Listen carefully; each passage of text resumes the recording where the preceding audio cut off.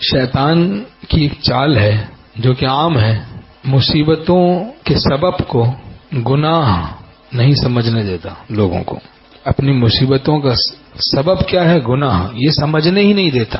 کہتا ہے سحر ہے تم پہ، جن ہے تم پہ.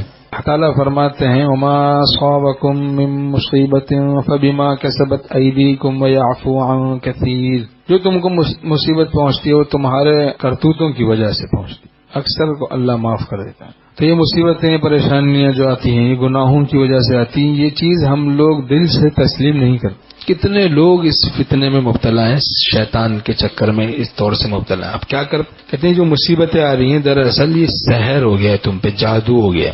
تو اس کا حل یہ ہے کہ عامل کے پاس جاؤ، اور عامل کوئی ہندو تگڑا کرو تاکہ بالکل ہی تمہیں جہنم حاصل کر دیں سیدھا.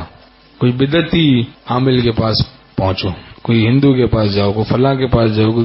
اکثر عامل ٹھگ ہیں، جو نیک لوگوں کے روپ میں بیٹھے ہیں بعض وہ بھی ٹھگ ہیں اللہ ماشاء اللہ. تو یہ اس خیال میں بہت لوگوں کو ہم نے مبتلا پایا کہ ان کی توجہ جاتی ہی نہیں گناہوں کی طرف، کہ گناہ بھی اس کا سبب ہو سکتا ہے، گناہ بھی اس کا سبب ہو سکتا ہے، یہ بھی نہیں سوچتی. خیال ہوتا ہے تو یہی ہوتا ہے کہ ہاں بھائی اس کا سبب سحر ہے، جن چڑھ گئے، بندش ہو گئی. کون کرا رہا ہے معلوم کرو.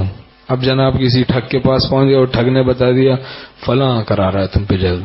اب اس سے بدزن ہو کے بیٹھے. کوئی سگا بتا دیا، اب قطع تعلق کے گناہ میں مبتلا ہو گیا اور خدا کا عذاب لے لیا. پھر کچھ دن کے بعد وہ بیوی کے بھائی پر الزام لگا دیا، وہ اپنے بھائی پہ لگا دیا. ایسے سگے رشتے داروں پہ بہتان بازیاں.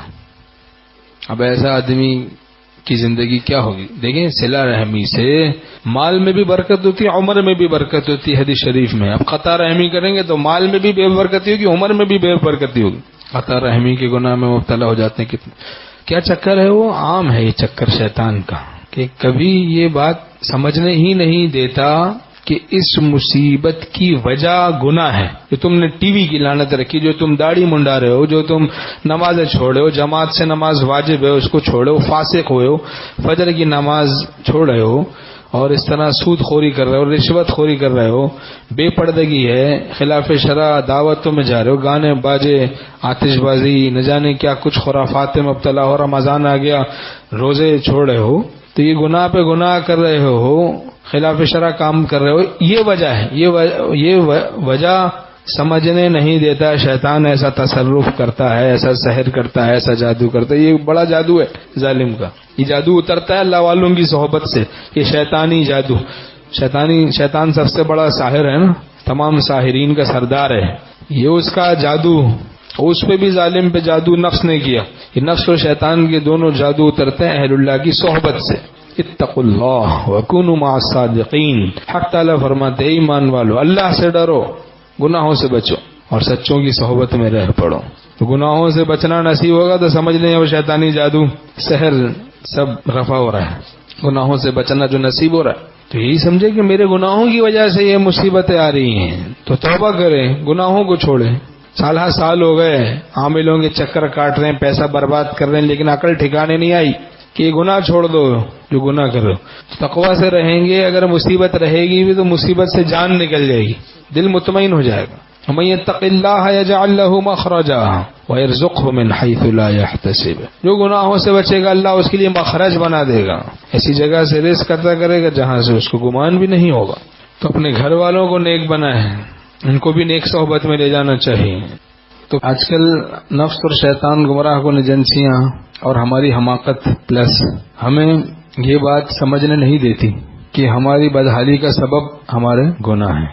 ہماری پریشانیوں اور مصیبتیں بہت سی جنہوں نے ہمیں پکڑا ہوا ہے ان کا سبب ہمارے گناہ ہیں، معصیت، گناہ، نافرمانی، اللہ کو ناراض کرنا.